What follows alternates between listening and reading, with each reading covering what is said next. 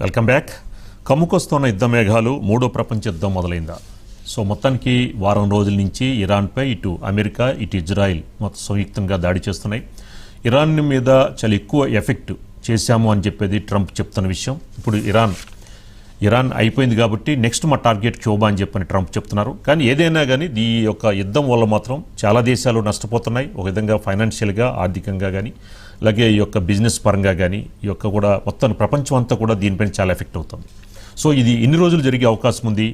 మరి మూడో ప్రపంచ యుద్ధం అని చెప్పిన వార్తలు వస్తున్నాయి. కానీ దీనిపైన చూసుకుంటే మాత్రం ఇరాన్ కొద్దిగా స్లో అయిందని చెప్పని ఇజ్రాయిల్ చెప్తోంది. అసలు నిజంగానే వాస్తవ పరిస్థితులు ఎలా ఉన్నాయి అంశంపై మా కొలీగ్, మా కో యాంకర్ విజయ్ మరి ఇంత ఇన్ఫర్మేషన్ ఇస్తారు.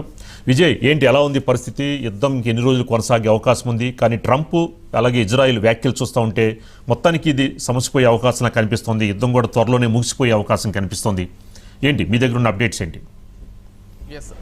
రాజుగారు, అంటే రెండు దేశాల దగ్గర ప్రస్తుతం ఆయుధాలు చూసుకున్నట్లయితే, అంటే మొదటి రోజు మనం చూసినట్లయితే ఇరాన్ దాదాపుగా ఒక 100ల సంఖ్యలో మిసైళ్లను వదిలినటువంటి పరిస్థితి. కానీ ఇప్పుడు చూసుకున్నట్లయితే 10ల సంఖ్యకు వచ్చేసింది. కేవలం ఇజ్రాయెల్ మాత్రమే కాదు, ఇటు ఇరాన్ కావచ్చు, లేకపోతే అమెరికా నుంచి ఇజ్రాయెల్కి వస్తున్నటువంటి సపోర్ట్ కావచ్చు, కొంతవరకు తగ్గింది ఆయుధాల విషయంలో. ఎందుకంటే యుద్ధం మొదటి 2 రోజులు 3 రోజులు చాలా భీకరంగానే సాగుతుంది. కాకపోతే ఆ తర్వాత ఉన్నటువంటి ఆర్థిక పరిస్థితులు చూసుకున్నా, లేకపోతే ఆయుధ సంపత్తి చూసుకున్నా కానీ ప్రతిరోజు కూడా తగ్గుతున్నటువంటి పరిస్థితే కనిపిస్తోంది.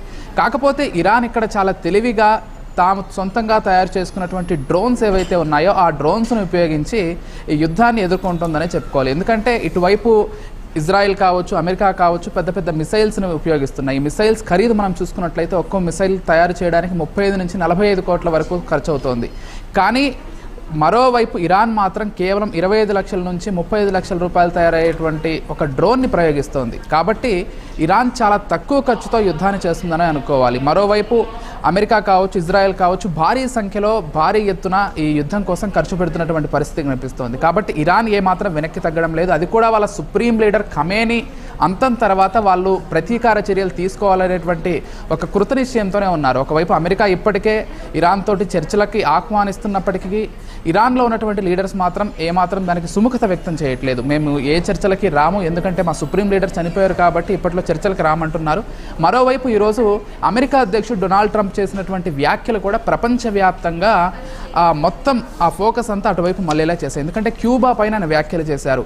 ఇరాన్ తర్వాత మా ఫోకస్ అంతా కూడా క్యూబా పైనే ఉంటుంది, వాళ్ళు ఒకవేళ చర్చలకు సిద్ధం లేకపోతే ఇరాన్ పరిస్థితే ఉంటుందని ఆయన డైరెక్ట్గా కామెంట్స్ చేసినటువంటి పరిస్థితి కూడా గమనించవచ్చు.